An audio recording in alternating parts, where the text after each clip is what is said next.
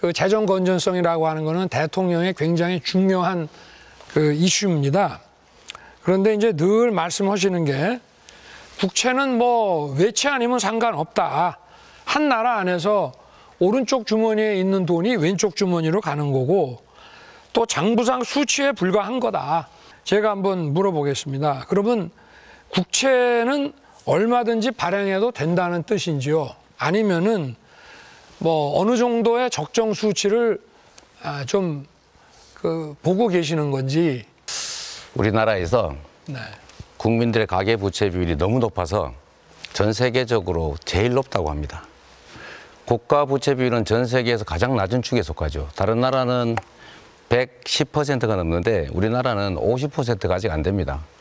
이유는 국가가 가계소득 지원을 거의 안 했기 때문입니다. 전 세계에서 가장 낮습니다. 국민이 부담할 부분을 국가가 대신 부담하지도 않았고 국가의 부담을 개인에게 떠넘기기 때문인데 지금은 충분히 여유가 있다. 질문에 자꾸 딴 얘기를 하시니까 국채는 도대체 GDP 대비 몇 % 정도까지 하는 게 맞다고 보시냐 하는 거를 지금 물어보는 겁니다. IMF나 국제기구들은 85% 정도까지 유지하는 것이 적정하니까 너무 낮게 유지하지 말라라고 말하고 있고요. 네, 그럼 몇 프로가 적정 수준이라고 생각하시는 겁니까? 지금이 매우 낮아서 충분히 여력이 있다가 답입니다. 퍼센트는 또 얘기 안 본인은 하시고? 몇 퍼센트가 답이라고 생각하세요? 한번 여쭤보는 거예요. 아니, 저는 모르겠어요. 네. 지금은 낮다, 여력이 있다. 본인은 몇 퍼센트라고 생각합니까? 본인 먼저 대답을 해보세요. 네.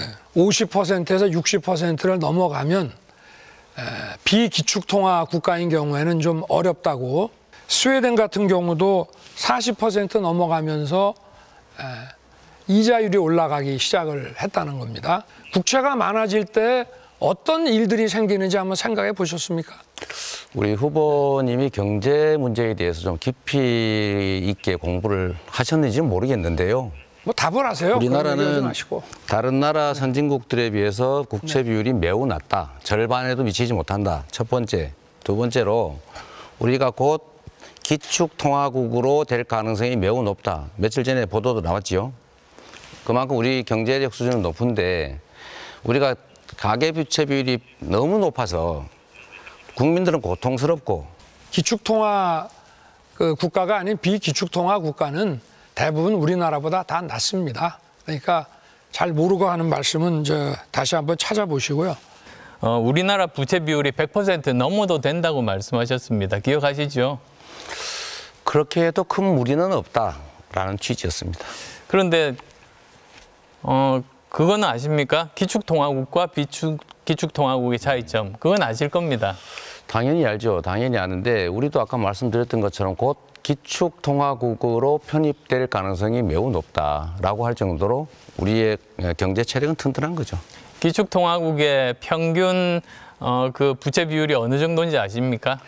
글쎄 그 수치는 제가 외우고 있지 않아서 모르겠는데 그러나 OECD 평균 또는 선진국 기준으로 한다면 여하튼 110%는 평균적으로 넘고 있습니다. 지금 말씀하시는 거는 기축통화국들입니다. 그러니까 기축통화국들은 기본적으로 국채를 발행을 하게 되면 그것에 대한 수요가 전 세계에서 굉장히 많습니다. 그래서 그런 기축통화국들은 돈이 필요할 때 국채를 발행하면 거의 다 소비가 되기 때문에 문제가 없습니다. 부도가 나지 않습니다.